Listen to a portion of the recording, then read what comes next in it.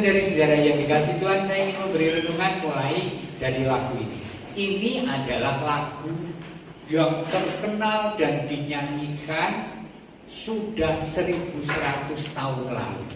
Maka nek ono PD karismatik sing ora tau nyanyi iki, renyanyekmu datanglah Roh Kudus. Enggak dong, ini yang paling bagus.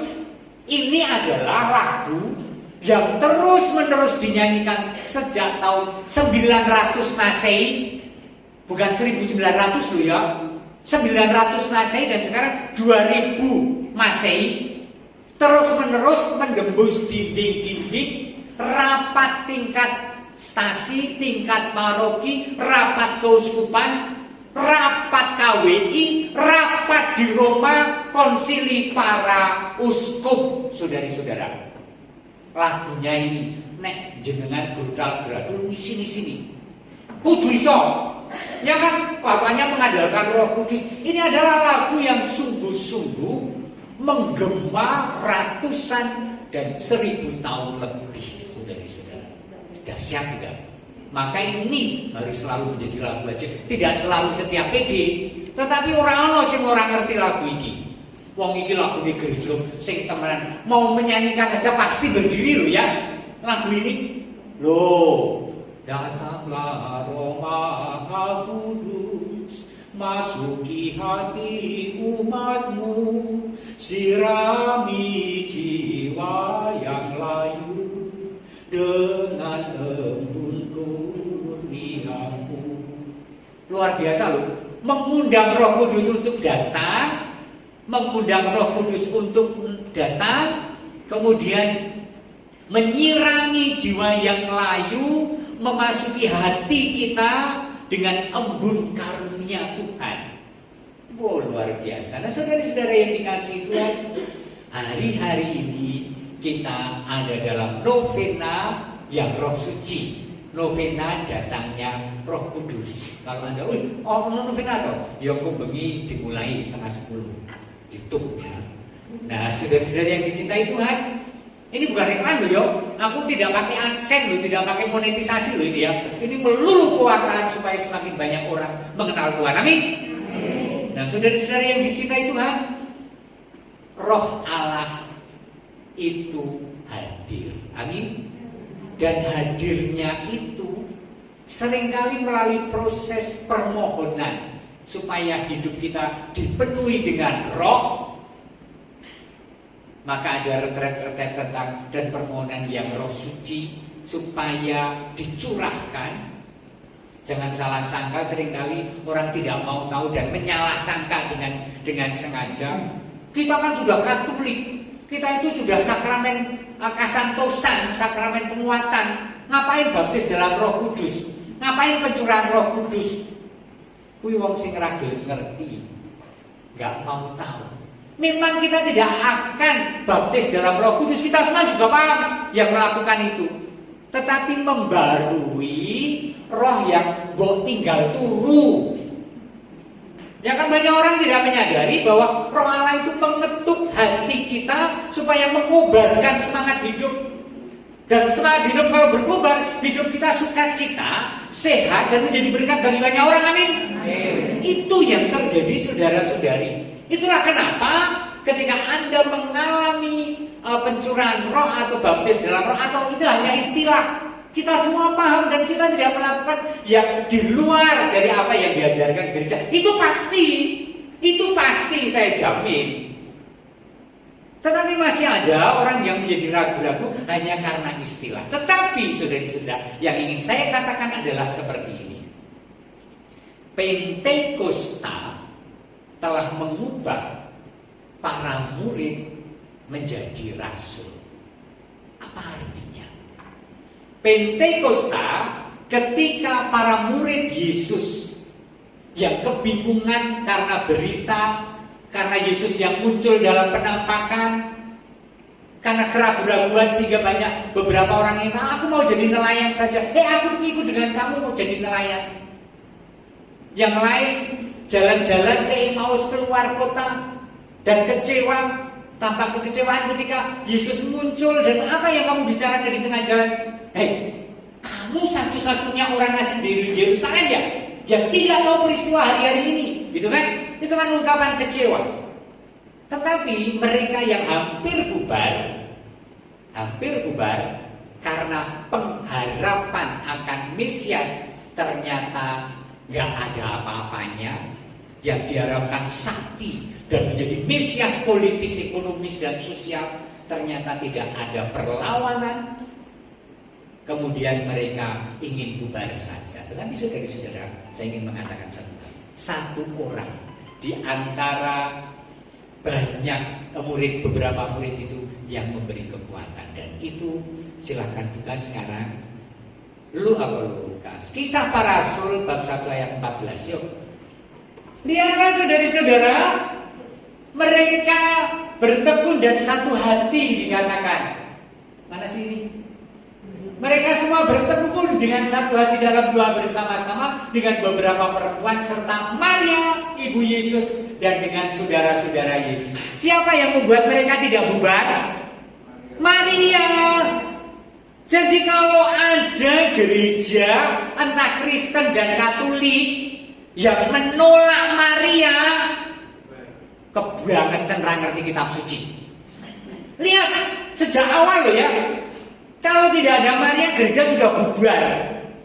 Tetapi lihat ayat ini. Ketika para murid sedang dalam keraguan, diajak Maria untuk berdoa dan menantikan Roh Kudus. Mereka sudah frustrasi karena mimpi, agenda, pengharapan mereka tidak terjadi. Yesus kalah. Dan Maria menjadi kekuatan datangnya Roh Kudus bahkan. Maria mengajak mereka untuk berkumpul dalam doa dan jangan meninggalkan ruang.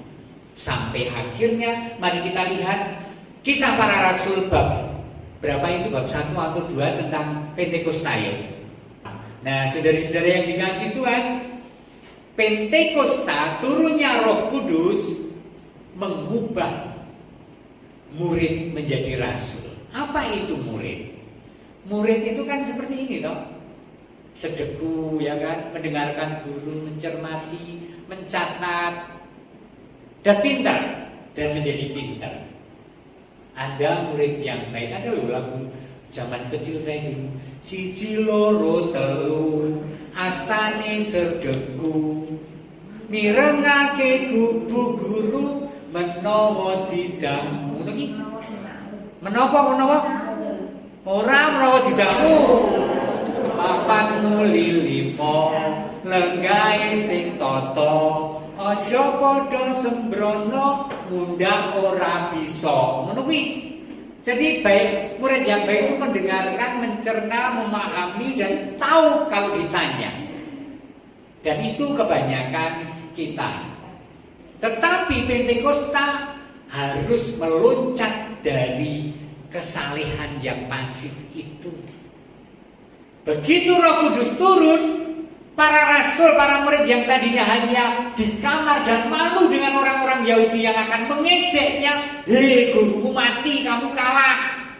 Padahal dulu mereka gelelengan, ya kan, menjadi murid Yesus gaya-gaya karena orang sakti, bisa menyembuhkan, bisa membangkitkan orang mati, dan di mana-mana di subyo-subyo orang berkerumun untuk berdecak kagum dan melihat Yesus, mendengarkan firman-Nya, menyaksikan mukjizatnya. Dan mereka adalah 12 orang yang keren dong. Ini kabinet nih, ya kan? Keren, ada presiden, kabinet, menteri-menteri. Tetapi ketika ternyata Yesus tidak melawan dan wafat di kayu salib, mereka bubar. Mereka masing-masing punya agenda. Lihat, agenda. Masing-masing punya agenda sendirinya ketika mengikuti Tuhan Yesus. Dan setiap kali Tuhan Yesus mengajarkan, mereka gak mau mudeng, sehingga tetap dengan manten karo agenda dari dewi-dewi. Latar belakangnya yo beda-beda loh yo. Ada 2 Simon. Ayo, 12 murid ada 2 Simon. 1 Simon siapa? Terus 1 lagi Simon siapa? Simon siapa? Kirene ngawur ya. Sama nih. Simon orang Selot, ya kan? Siapa orang Selot ini? Orang Selot adalah kelompok radikal. Iya, kelompok radikal. Iya, yang menghalalkan cara demi agama, demi kepercayaan. Dan itu yang dipilih Gusti Yesus dengan tetap agendanya masing-masing loh ya. Ini luar biasa. Jadi kalau ternyata Anda memahami iman dengan pengandian dan agenda Anda masing-masing bisa karpulah, ya kan? Ono sing rumangsa nek derek Gusti Yesus ki utange kesaur ora. Ono sing jur nek loro dadi mari ora. Ono sing ora mati-mati ora. Ora ana janji sing ngono-ngono ki ra ono ning agama Katolik, ning agama Kristen. Sing dijanjike ya kuwi keselamatan. Tetapi bukan hanya keselamatan akhirat, tetapi keselamatan dunia, yaitu dalam pergulatan jatuh bangun kehidupan kita menjadi tahu dan yakin dan dihibur karena kita tetap punya satu sosok yang setia dan memberi kekuatan. Siapa itu? Yesus. Jadi juru orang lorone mari ya Roma Gusti diabetes selawe tahun di ramai kali ya jadi Romo. Direwangi jadi Romo ya loh. Anda juga. Jadi tidak akanlah. Tetapi dengan percaya pada Tuhan Yesus, aku tahu bahwa ada seorang yang menjamin hidupku, menjadi sahabat, menjadi kekuatan, menjadi pengharapan baik saya di dunia, apalagi di akhirat kekal nanti. Amin. Nah, poin terakhir yang ingin saya katakan begini. Tadi murid itu kan sedeku, tetapi rasul itu apostle, apostolos bahasa Yunaninya. Apa? Rasul itu yang mewartakan, bercerita, mengajak. Bukan yang di kelas siji loro telu mau. Wong Katolik kan siji loro telu. Ya kan? Jarang yang berani mengatakan bahwa aku ini rasul, aku harus mewartakan, aku harus memberi kesaksian, aku harus menjamin keluargaku itu tetap beriman dan terjamin imannya. Aku harus mendekati orang itu untuk kuajak mengimani Tuhan. Aku harus mengingatkan dia karena hidupnya ngawur. Aku harus tetap berdoa untuk kepentingan banyak orang. Itu adalah rasul, dan itu yang dilakukan para murid ketika mendapatkan pencurahan Roh Kudus dan mengalami Roh Kudus yang mengubah. Amin. Mereka dari takut di kamar, kemudian yang terjadi adalah begitu dicurai Roh Kudus, juru ngomong ditangkap, maksudnya diterima dan dipahami oleh banyak bahasa itu diceritakan tadi. Kok iso? Dari hati ke hati.